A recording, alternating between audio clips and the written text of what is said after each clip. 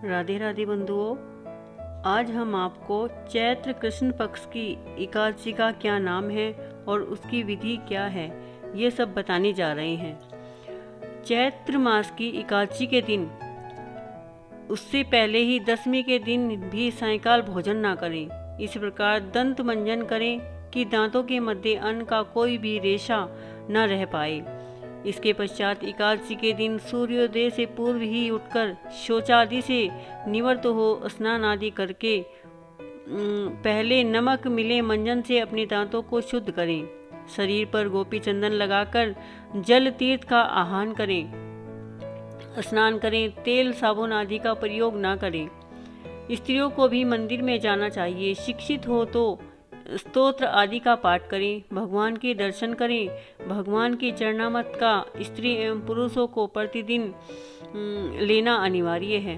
एकादशी व्रत का संपूर्ण दिन भगवान की कथा श्रवण आदि एवं भजन कीर्तन में ही लगाना चाहिए। यदि सामर्थ्य हो तो रात्रि में जागरण भी करें।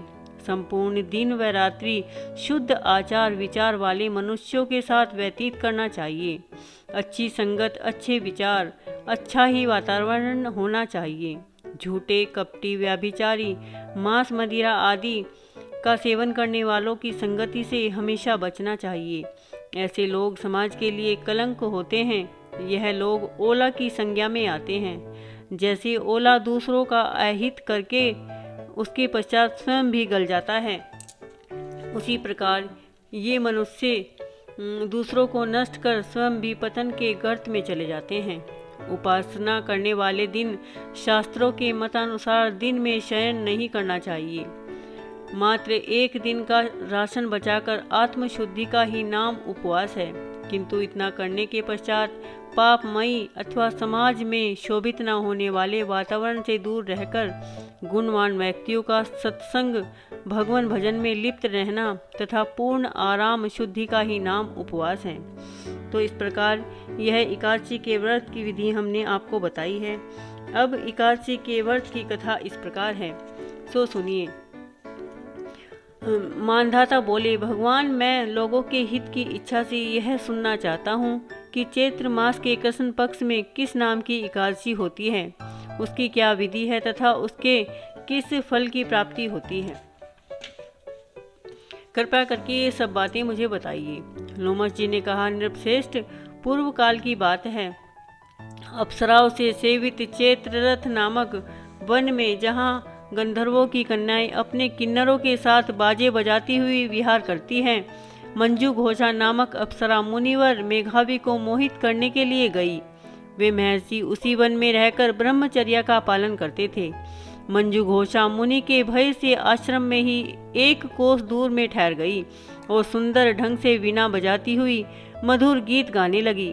मुनि श्रेष्ठ मेधावी घूमते हुए उधर आ निकले और उस दिन सुंदरी अप्सरा को इस प्रकार गान करते देख सेना सहित कामदेव से परास्त होकर बरबस मोह के वशीभूत हो गए। मुनि की ऐसी अवस्था देख मंजू घोषा उनके समीप आई और वीणा नीचे रखकर उनका आलिंगन करने लगी। मेधावी भी उनके साथ रमण करने लगे। कामवश रमण करते हुए उन्हें रात दिन का भी भान न रहा। इस प्रकार मुनिजनों चित्त सदाचार का लोप करके अप्सरा के साथ रमण करते हुए बहुत दिन व्यतीत हो गए। मंजू घोषा देवलोक में जाने को तैयार हुई। जाते समय उसने मुनिश्रेष्ठ मेधावी से कहा, हे ब्राह्मण, अब मुझे अपने देश जाने की आज्ञा दीजिए। मेधावी बोले, देवी, जब तक सवेरे की संध्या न हो जाए तब तक मेरे पास ही ठहरो। अप्सरा ने कहा, विप्रवर, अब तक तो न जाने कितनी संध्या चली गई, मुझ पर कृपा करके बीते हुए समय का विचार तो कीजिए। लोमश जी कहते हैं, राजन, अप्सरा की बात सुनकर मेधावी के नेत्र आश्चर्य से चकित हो उठे। उस समय उन्होंने बीते हुए समय का हिसाब लगाया तो मालूम हुआ कि उनके साथ रहते रहते 57 वर्ष व्यतीत हो गए। उसे अपनी तपस्या का विनाश करने वाली जानकर मुनि को उस पर बड़ा क्रोध आया। उन्होंने शाप देते हुए कहा, पापिनी, तू पिशाची हो जा। मुनि के शाप से दग्ध होकर वह विनय से नतमस्तक हो बोली, विप्रवर, मेरे शाप का उद्धार कीजिए। 7 वाक्य बोलने या 7 पद साथ साथ चलने मात्र से ही शत पुरुषों के साथ मैत्री हो जाती है। ब्राह्मण, मैंने तो आपके साथ अनेक वर्ष व्यतीत किए हैं, अतः स्वामिन मुझ पर कृपा कीजिए। मुनि बोले, भद्रे मेरी बात सुनो, यह शाप से उद्धार करने वाली है। क्या करूं, तुमने मेरी बहुत बड़ी तपस्या नष्ट कर डाली है। चैत्र कृष्ण पक्ष में जो शुभ एकादशी आती है उसका नाम पाप मोचनी है। वह सब पापों का क्षय करने वाली है। सुंदरी, उसी का व्रत करने पर तुम्हारी पिशाचता दूर होगी।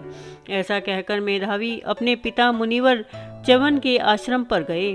उन्होंने आया देखकर च्यवन ने पूछा, बेटा यह क्या किया? तुमने तो अपने पुण्य का नाश कर डाला। मेधावी बोले, पिताजी मैंने अप्सरा के साथ रमण करने का पातक किया है। कोई ऐसा प्रायश्चित बताइए जिससे पाप का नाश हो जाए। च्यवन ने कहा, बेटे चैत्र कृष्ण पक्ष में जो पाप मोचनी एकादशी होती है उसका व्रत करने पर पाप राशि का विनाश हो जाता है।